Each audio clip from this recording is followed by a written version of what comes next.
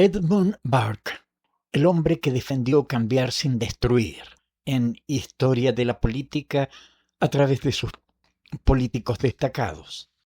Para conocer a Edmund Burke debemos viajar a la Irlanda del siglo XVIII, una sociedad atravesada por profundas diferencias políticas, económicas y religiosas. Dublín crecía como centro comercial e intelectual, pero Irlanda se encontraba subordinada políticamente a Gran Bretaña y la mayoría católica vivía sometida a importantes restricciones legales. En ese escenario nació probablemente en 1729 uno de los pensadores políticos más influyentes de su siglo. Burke crecería observando una sociedad donde las instituciones proporcionaban orden, pero también podían conservar desigualdades que necesitaban ser corregidas. Esa experiencia ayuda a comprender una característica que posteriormente aparecería una y otra vez en su pensamiento. Edmund Burke nació en Dublín dentro de una familia que podía proporcionarle educación, aunque no pertenecía a la gran aristocracia. Su padre, Richard Burke, era abogado y protestante. Su madre, Mary Negle, procedía de una familia católica. Esta combinación era especialmente significativa en la Irlanda de aquella época, donde la pertenencia religiosa tenía consecuencias jurídicas y políticas.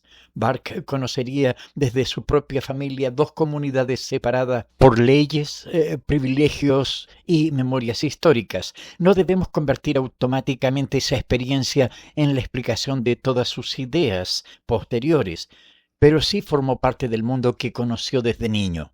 La convivencia entre las tradiciones protestante y católica dentro del entorno familiar de Burke ocurrió en una Irlanda donde esa coexistencia no implicaba igualdad política. Las leyes penales limitaban diversos derechos de los católicos y reforzaban el predominio protestante. Burke fue criado dentro de la tradición de su padre, necesaria también para acceder plenamente a determinados espacios educativos y públicos, pero mantuvo vínculos con los familiares de su madre. Años después defendería una mayor tolerancia hacia los católicos irlandeses y cuestionaría restricciones que consideraba perjudiciales. Parte de la infancia de Burke transcurrió lejos de Dublín, entre familiares maternos en el campo irlandés. Allí conoció una realidad distinta de la vida urbana. Granjeros, trabajadores rurales, pequeñas comunidades y familias vinculadas durante generaciones a una misma tierra formaban parte de aquel paisaje. Esta experiencia tampoco convirtió automáticamente al joven Burke en el político que sería después, pero amplió el mundo que podía observar. Su pensamiento futuro prestaría mucha atención a las costumbres, los vínculos comunitarios y las instituciones desarrolladas lentamente a través del tiempo. Durante su juventud, Burke estudió en la escuela dirigida por Abraham Shackleton en Ballitore, una comunidad cuáquera del condado de Kildare. Allí recibió formación en materias que incluían lenguas, literatura e historia. El ambiente cuáquero era diferente de las tradiciones religiosas presentes dentro de su propia familia, de modo que el joven Burke volvió a encontrarse con personas que entendían la fe y la sociedad desde perspectivas distintas. Además, desarrolló una amistad duradera con Richard Shackleton, hijo del director de la escuela. Ballitore permitió a Burke experimentar una convivencia que contrastaba con algunas de las divisiones religiosas de Irlanda. Protestantes de diferentes corrientes, católicos y cuáqueros, podían formar parte de un mismo entorno social, aunque las leyes no le concedieran siempre las mismas oportunidades. Burke comenzó a conocer así una cuestión que lo acompañaría durante su vida pública: cómo mantener unida una sociedad compuesta por personas con intereses y creencias diferentes. Su respuesta futura no sería eliminar todas las diferencias, sino encontrar instituciones capaces de permitir la convivencia. En 1744, Burke ingresó en Trinity College, Dublín. Tenía aproximadamente 15 años y entraba en una de las instituciones educativas más importantes de Irlanda. Allí estudió autores clásicos, historia, filosofía y otras materias que ampliaron considerablemente su formación. La universidad también le proporcionó acceso a debates sobre política, literatura y sociedad. Burke no fue un estudiante encerrado únicamente entre libros. Comenzó a desarrollar interés por la discusión pública y por la manera en que las ideas podían defenderse mediante argumentos. Durante sus años universitarios, Burke leyó ampliamente. La literatura, la historia, la filosofía y el derecho aparecían dentro de sus intereses. Esa variedad sería importante posteriormente porque su pensamiento político nunca funcionó como una teoría construida únicamente mediante conceptos abstractos. Burke recurría constantemente a ejemplos históricos, instituciones existentes y experiencias acumuladas por distintas generaciones. Antes de preguntarse cómo debería organizarse idealmente una sociedad, quería comprender cómo había llegado a convertirse en aquello que era. Burke participó en actividades de debate y comenzó a desarrollar la capacidad oratoria que décadas después lo haría conocido en el Parlamento británico. Defender una posición ante otras personas exige algo diferente de escribirla tranquilamente en una habitación. Hay que organizar argumentos, anticipar objeciones y responder cuando alguien señala una debilidad.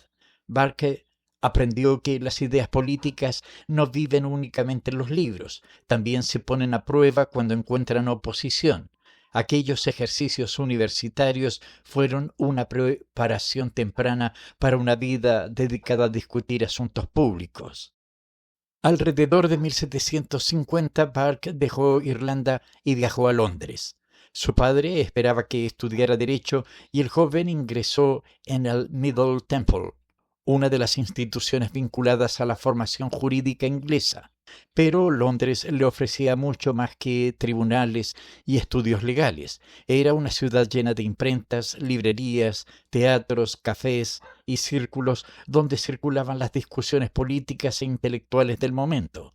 Burke tenía poco más de 20 años y todavía no era parlamentario ni un pensador conocido. Estaba comenzando una etapa donde tendría que encontrar su propio lugar. Londres ofreció a Burke un ambiente muy diferente del que había conocido en Irlanda.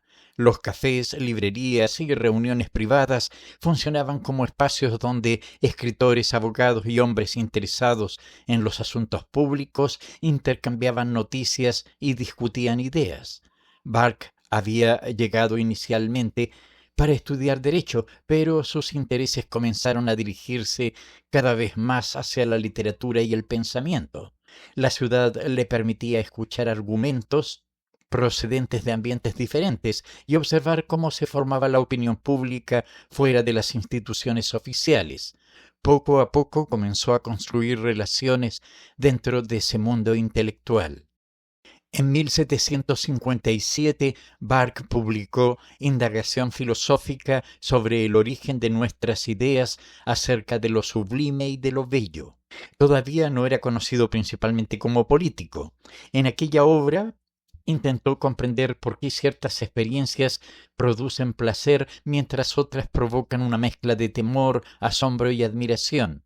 Una montaña inmensa, una tormenta o la sensación de encontrarnos ante algo que supera nuestra escala podían producir aquello que Burke llamaba sublime. Su interés mostraba la amplitud de sus inquietudes antes de entrar plenamente en la política. La obra alcanzó notoriedad y comenzó a darle reconocimiento dentro de los círculos intelectuales británicos. La capacidad de Burke llamó la atención de William Gerard Hamilton, político británico que terminaría ofreciéndole trabajo como secretario. Aquella oportunidad acercó por primera vez a Burke al funcionamiento cotidiano de la administración política. Ya no observaba el gobierno únicamente mediante libros o conversaciones. Ahora podía conocer documentos, decisiones, negociaciones y relaciones entre quienes ejercían cargos públicos. Para un hombre que todavía buscaba un lugar profesional estable, trabajar junto a Hamilton significaba entrar en un mundo que transformaría su trayectoria. Cuando Hamilton fue nombrado secretario principal para Irlanda, Burke regresó con él a Dublín en 1761. Volvía a su tierra natal desde una posición completamente diferente. Ahora trabajaba cerca de la administración que gobernaba Irlanda y podía observar desde dentro las relaciones entre Londres, las autoridades irlandesas y los distintos grupos políticos del país. Aquella experiencia le permitió conocer mejor los mecanismos mediante los cuales se ejercía el poder. También volvía a encontrarse con las divisiones religiosas y sociales que habían formado parte de su infancia. Trabajar cerca de la administración irlandesa mostró a Burke que gobernar era mucho más complicado que formular principios generales. Había intereses económicos, rivalidades políticas, restricciones religiosas y relaciones difíciles entre Irlanda y Gran Bretaña. Las decisiones tomadas desde una oficina podían tener consecuencias sobre personas que nunca participarían directamente en aquellas reuniones. Burke comenzó a desarrollar una característica que aparecería repetidamente en su carrera. Desconfiaba de las soluciones políticas que parecían simples cuando la realidad social era compleja. La relación profesional entre Burke y Hamilton terminó deteriorándose. Burke consideraba que el vínculo limitaba demasiado su independencia y finalmente decidió separarse de él en 1765.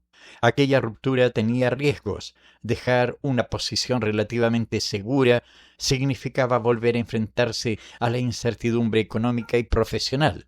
Sin embargo, Burke quería construir una carrera donde pudiera desarrollar un criterio político propio. La decisión coincidió con una oportunidad que cambiaría definitivamente su vida. En 1765, Charles Watson Wentworth, marqués de Rockingham, llegó al gobierno y Burke se convirtió en su secretario privado. Rockingham encabezaba un grupo de políticos Whigs que defendían un papel importante del Parlamento y desconfiaban del crecimiento de ciertas formas de influencia de la corona sobre la vida política. Burke encontró allí un ambiente mucho más cercano a sus propias preocupaciones. Su relación con Rockingham sería duradera y trascendería a una simple función administrativa. Por primera vez se encontraba dentro de un grupo político donde podía desarrollar una carrera parlamentaria propia. En diciembre de 1765, Burke fue elegido miembro de la Cámara de los Comunes por Wendover y ocupó su escaño al año siguiente. Tenía alrededor de 37 años. Después de haber pasado por universidades, cafés, libros y oficinas administrativas, finalmente llegaba al lugar donde se debatían directamente las decisiones del gobierno británico. La Cámara de los Comunes era un espacio ruidoso y competitivo donde la reputación dependía en buena medida de la capacidad para intervenir ante políticos experimentados. Burke tendría que transformar sus años de lectura y observación en argumentos capaces de sobrevivir al debate parlamentario. Burke comenzó a intervenir en los debates y pronto llamó la atención por la amplitud de sus argumentos. Sus discursos combinaban historia, principios políticos y observaciones sobre las consecuencias prácticas de las decisiones. No siempre convencía a quienes lo escuchaban y su estilo podía resultar extenso, pero quedó claro que no sería simplemente un parlamentario silencioso. Para Burke, un debate no debía reducirse a obtener una victoria inmediata. También era una oportunidad para explicar qué principios debían orientar la decisión pública. Esa forma de intervenir terminaría dejando algunos de los discursos políticos más recordados del siglo XVIII. Uno de los problemas que preocupaban a Burke y a los Whigs de Rockingham era la relación entre la corona, los ministros y el Parlamento. Jorge III buscaba ejercer una influencia activa en la política y existían redes de patronazgo mediante las cuales cargos y favores podían utilizarse para conseguir apoyos. Burke temía que un gobierno excesivamente dependiente de influencias personales debilitara las instituciones representativas. No estaba intentando eliminar la monarquía, quería que la corona funcionara dentro de un equilibrio constitucional donde ministros y parlamento desempeñaran sus propias funciones. Durante la década de 1770, la relación entre Gran Bretaña y sus colonias norteamericanas entró en una crisis cada vez más difícil de controlar. El Parlamento había aprobado impuestos y otras medidas que encontraron una resistencia creciente al otro lado del Atlántico. Burke no consideraba que la respuesta adecuada fuera aumentar continuamente la coerción. Conocía la importancia económica de las colonias y comprendía que sus habitantes habían desarrollado costumbres políticas propias. El problema para él no podía resolverse preguntando solamente qué tenía derecho legal a hacer el Parlamento. También había que preguntarse qué decisiones podían conservar realmente las relaciones con los colonos. En marzo de 1775, Burke pronunció su conocido discurso sobre la conciliación con las colonias americanas. No propuso una teoría abstracta sobre la independencia. Intentó convencer al Parlamento de que debía reconocer las circunstancias concretas de los colonos y abandonar una política basada principalmente en la presión. Burke veía en ellos una población especialmente sensible a cualquier amenaza contra las libertades que consideraba propias de la tradición británica. Si Gran Bretaña quería conservar su relación con América, debía gobernar teniendo en cuenta esa realidad. Poco después, la guerra convertiría la conciliación en una posibilidad cada vez más distante. Burke presentaba atención a otro elemento que conectaba Gran Bretaña con las colonias: el comercio. Durante décadas se habían desarrollado redes de intercambio que cruzaban el Atlántico. Comerciantes, propietarios de barcos, trabajadores portuarios y productores dependían de esas relaciones. Una guerra no afectaría solamente a soldados y gobernantes, también alteraría la vida económica de miles de personas. Burke utilizaba este tipo de realidad concreta para cuestionar políticas que podían parecer firmes desde Westminster, pero cuyas consecuencias serían mucho más amplias. En 1775, los enfrentamientos armados en Massachusetts mostraron que la crisis había superado el terreno parlamentario. Gran Bretaña y los colonos comenzaban una guerra que Burke había intentado evitar mediante la conciliación. Él continuó criticando la estrategia del gobierno y advirtió sobre las dificultades de intentar someter militarmente territorios tan extensos y poblaciones decididas a resistir. Su posición no significaba que hubiera deseado inicialmente la separación de las colonias. Precisamente había buscado preservar la relación antes de que fuera demasiado tarde. En 1774, Burke había sido elegido representante de Bristol, una de las ciudades comerciales más importantes de Gran Bretaña. Su elección le proporcionó un distrito mucho más significativo que el pequeño asiento parlamentario que había ocupado anteriormente. Bristol mantenía amplios intereses comerciales y sus electores esperaban que su representante defendiera sus preocupaciones. Burke agradeció la confianza, pero inmediatamente dejó claro que tenía una idea particular sobre lo que significaba representar a una comunidad. El parlamentario no debía convertirse simplemente en una persona encargada de transmitir instrucciones. En su discurso a los lectores de Bristol, Burke formuló una de sus ideas más conocidas sobre la representación política. El representante debía escuchar los deseos de sus electores y respetar sus intereses, pero no estaba obligado a obedecer cada instrucción como si fuera un mensajero.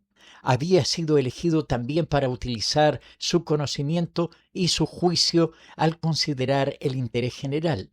Burke pensaba que el Parlamento era una asamblea deliberativa de toda la nación, no simplemente una reunión de delegados defendiendo intereses locales.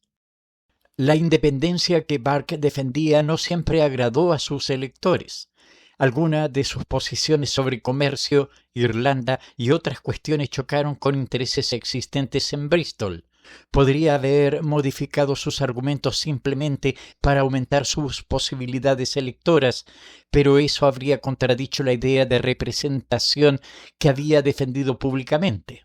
Burke continuó sosteniendo que un parlamentario debía actuar según su juicio, aunque esa decisión tuviera consecuencias para su propia carrera. Aunque desarrolló la mayor parte de su carrera política en Gran Bretaña, Burke nunca dejó de interesarse por Irlanda. Conocía las restricciones que afectaban a los católicos y consideraba necesario reducir alguna de ellas. Defendió una mayor tolerancia y apoyo, cambios graduales que permitieran ampliar derechos sin provocar una ruptura completa del orden político. Esta posición no siempre era popular entre quienes temían alterar el equilibrio religioso existente. Burke volvía así a una cuestión que conocía desde su infancia: cómo mantener una sociedad unida cuando sus leyes tratan de manera diferente a comunidades que llevan generaciones viviendo juntas. Burke tampoco consideraba que respetar las instituciones significara aceptar todos sus abusos. A finales de la década de 1770 y comienzos de la siguiente, impulsó una reforma económica destinada a reducir gastos, cargos innecesarios y mecanismos de patronazgo vinculados a la corona. Su propuesta buscaba eliminar puestos que servían más para distribuir favores que para cumplir funciones necesarias. Esta faceta es importante porque muestra que Burke no defendía conservar cada práctica simplemente porque fuera antigua. Cuando se aproximaron las elecciones de 1780, Burke comprendió que había perdido buena parte del apoyo necesario para conservar su representación por Bristol. En lugar de continuar una campaña que difícilmente ganaría, se retiró de la contienda. Su carrera parlamentaria no terminó. Pronto obtuvo otro escaño por Malton, vinculado a la influencia de Rockingham. Sin embargo, la experiencia de Bristol había demostrado el costo práctico de su concepción de la representación. Había defendido el derecho del parlamentario a utilizar su propio juicio y ahora debía aceptar las consecuencias electorales de haberlo hecho. Durante la década de 1780, Burke comenzó a dedicar una atención creciente al gobierno británico en la India. La Compañía de las Indias Orientales había pasado de ser una organización comercial a ejercer un enorme poder territorial y administrativo. Desde Londres llegaban informes sobre impuestos, fortunas privadas, conflictos y posibles abusos cometidos a miles de kilómetros de distancia. Burke estudió durante años una enorme cantidad de documentos relacionados con aquel sistema. Para él surgía una pregunta que iba mucho más allá de la India. ¿Qué ocurre cuando quienes ejercen poder sobre otras personas se encuentran tan lejos que creen que nadie puede exigirle responsabilidades? Burke rechazaba la idea de que Gran Bretaña pudiera aplicar principios diferentes simplemente porque gobernaba territorios lejanos. Si una autoridad administraba la vida y los recursos de otras personas, debía responder por la manera en que utilizaba ese poder. Burke argumentó que ninguna conquista ni concesión comercial podía transformar la arbitrariedad en un derecho legítimo. Esta posición es importante porque provenía del mismo hombre que defendía la continuidad institucional. Para Burke, una institución merecía respeto únicamente mientras reconociera límites morales y jurídicos. La investigación terminó concentrándose en Warren Hastings, quien había sido gobernador general de Bengala. Burke y otros parlamentarios consideraban que existían razones suficientes para exigirle responsabilidades por diversos aspectos de su administración. Comenzaron entonces años de preparación, revisión de correspondencia y recopilación de testimonios. Burke se involucró profundamente en el caso. No se trataba simplemente de atacar a un adversario político.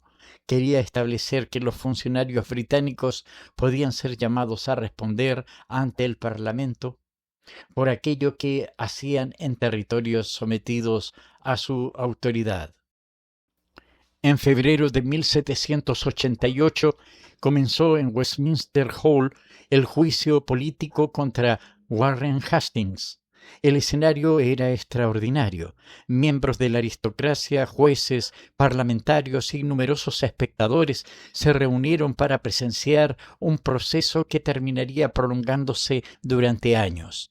Burke pronunció el discurso inicial de la acusación y presentó el caso como una cuestión de responsabilidad pública. Su lenguaje fue intenso porque consideraba que estaba en juego algo mayor que el destino personal de Hastings, la manera en que Gran Bretaña entendía sus obligaciones cuando ejercía autoridad sobre otros pueblos. Durante el proceso, Burke insistió en que los habitantes de la India no podían ser tratados simplemente como instrumentos destinados a producir riqueza para Gran Bretaña o para funcionarios de la compañía. También poseían costumbres, propiedades, instituciones y formas de organización que debían ser consideradas. Su visión contenía los límites y prejuicios propios de un político británico del siglo XVIII, pero su argumento sobre la responsabilidad imperial resultaba significativo. El poder no quedaba liberado de obligaciones por atravesar una frontera. Mientras el proceso contra Hastings continuaba, Europa fue sacudida por otro acontecimiento. En 1789 comenzó la Revolución Francesa. En Gran Bretaña muchas personas recibieron inicialmente las noticias con entusiasmo. Algunos pensaban que Francia estaba siguiendo un camino parecido al que los ingleses habían recorrido al limitar el poder monárquico. Burke reaccionó de manera diferente. No había viajado a París para presenciar aquellos acontecimientos, por lo que seguía las noticias mediante correspondencia, periódicos y testimonios. Lo que veía despertaba en él una preocupación creciente. Burke comenzó a estudiar cuidadosamente lo que estaba ocurriendo en Francia. Su preocupación no procedía simplemente de que una monarquía estuviera siendo reformada. Él mismo había defendido cambios políticos en Irlanda, América y Gran Bretaña. Lo que temía era que los revolucionarios destruyeran demasiado rápidamente instituciones, costumbres y autoridades antes de disponer de mecanismos capaces de reemplazarlas. Para Burke, una sociedad era demasiado compleja para ser desmontada y reconstruida como si fuera una máquina sencilla. En 1790, Burke publicó Reflexiones sobre la Revolución en Francia. La obra apareció en forma de carta y rápidamente provocó un enorme debate. Burke cuestionaba la idea de construir un sistema político exclusivamente a partir de principios abstractos, ignorando la experiencia histórica de una sociedad. Defendía la reforma, pero pensaba que debía apoyarse en instituciones existentes siempre que fuera posible. Sus argumentos generaron respuestas inmediatas de autores como Thomas Paine y Mary Wollstonecraft, que consideraban que Burke concedía demasiado peso a la tradición frente a los derechos y la igualdad. Para Burke, una sociedad no pertenecía exclusivamente a quienes estaban vivos en un momento determinado. Cada generación recibía instituciones, leyes, conocimientos y costumbres construidas antes de su nacimiento y a su vez dejaría algo a quienes llegarían después. Esta continuidad no significaba que el pasado tuviera siempre razón. Significaba que modificar una sociedad requería reconocer que muchas de sus estructuras contenían experiencias acumuladas cuya utilidad podía no ser evidente inmediatamente. Burke desconfiaba de la pretensión de comenzar políticamente desde una página completamente en blanco. Aquí encontramos una de las claves para entender a Burke. No defendía que todo permaneciera inmóvil. Había apoyado la conciliación con los americanos, reformas económicas, mayor tolerancia hacia los católicos y límites frente a abusos cometidos en la India. Su argumento era que las instituciones capaces de adaptarse podían conservar aquello que seguía siendo útil mientras corregían aquello que producía daño. Una sociedad que se negara absolutamente a cambiar terminaría acumulando problemas. Una que destruyera todo ante cada injusticia podía perder también los mecanismos necesarios para reconstruirse. Las diferencias provocadas por la Revolución Francesa terminaron afectando una de las relaciones políticas más importantes de Burke. Charles James Fox, destacado dirigente Whig y antiguo aliado, veía con mayor simpatía los acontecimientos revolucionarios. Burke consideraba que Francia avanzaba hacia una destrucción institucional cuyas consecuencias podían ser graves. En 1791, las diferencias quedaron expuestas públicamente durante un debate en la Cámara de los Comunes. La discusión adquirió además una dimensión personal. Dos hombres que habían compartido años de actividad parlamentaria quedaban separados por una cuestión que ninguno consideraba secundaria. Después de aquella ruptura, Burke quedó cada vez más distanciado de una parte importante de sus antiguos compañeros Whigs. Podría haber moderado sus posiciones para conservar esas relaciones, pero estaba convencido de que la evolución de la Revolución Francesa representaba un peligro que debía señalar. Los acontecimientos posteriores, incluidos la caída de la monarquía, el período del terror y las guerras europeas, reforzaron algunas de sus preocupaciones, aunque esto no significaba que todas sus predicciones o interpretaciones fueran correctas. Burke había aceptado un costo político considerable por defenderlas.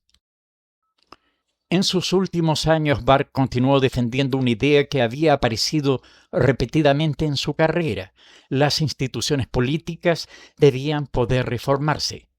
Su desacuerdo con la Revolución Francesa no provenía de creer que cualquier estructura existente fuera intocable.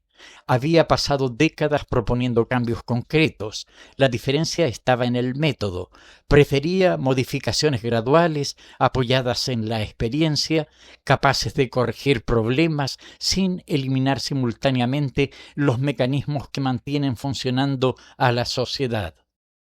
Burke desconfiaba de una libertad entendida simplemente como ausencia de límites. Para él, la libertad política necesitaba instituciones, leyes y hábitos capaces de protegerla. Una sociedad donde cada grupo utilizara su fuerza sin restricciones podía terminar sustituyendo una forma de dominación por otra. Por eso insistía en la prudencia. Antes de cambiar una institución, había que comprender qué problema resolvía, qué abusos producía y qué consecuencias podía tener su desaparición. Esta forma de pensar se convertiría posteriormente en una referencia importante para distintas corrientes conservadoras. Mientras Europa cambiaba, el proceso contra Warren Hastings continuaba. Lo que había comenzado en 1788 terminó prolongándose durante 7 años. Burke dedicó una enorme cantidad de energía a preparar argumentos y participar en las acusaciones. Para un hombre que envejecía, el esfuerzo fue considerable. El caso mostraba otra cara de su pensamiento. Podía defender tradiciones británicas y al mismo tiempo exigir que quienes actuaban en nombre de Gran Bretaña fueran sometidos a límites. Su preocupación era evitar que el poder imperial se transformara en arbitrariedad. En 1795 llegó finalmente el veredicto. Warren Hastings fue absuelto de los cargos sometidos al juicio de la Cámara de los Lores. Para Burke era un desenlace decepcionante después de tantos años dedicados al proceso. Sin embargo, el juicio había obligado al Parlamento británico a discutir públicamente hasta dónde llegaban las responsabilidades de quienes gobernaban territorios de la India.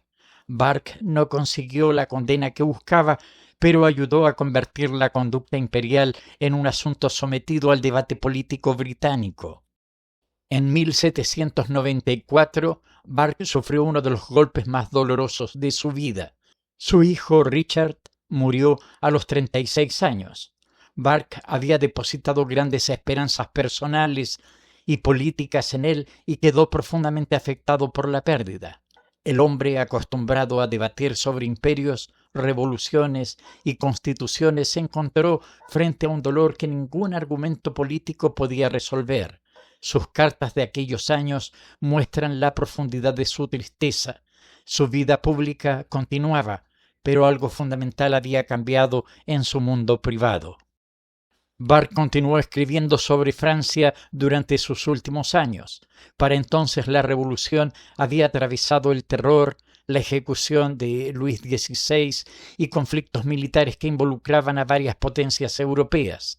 Burke consideraba que la situación francesa representaba una amenaza para el equilibrio político del continente y defendía una posición firme frente al gobierno revolucionario. Su atención ya no estaba puesta solamente en los acontecimientos internos de Francia, sino en las consecuencias que podían tener para Europa. Incluso retirado de la actividad parlamentaria, seguía observando la política internacional.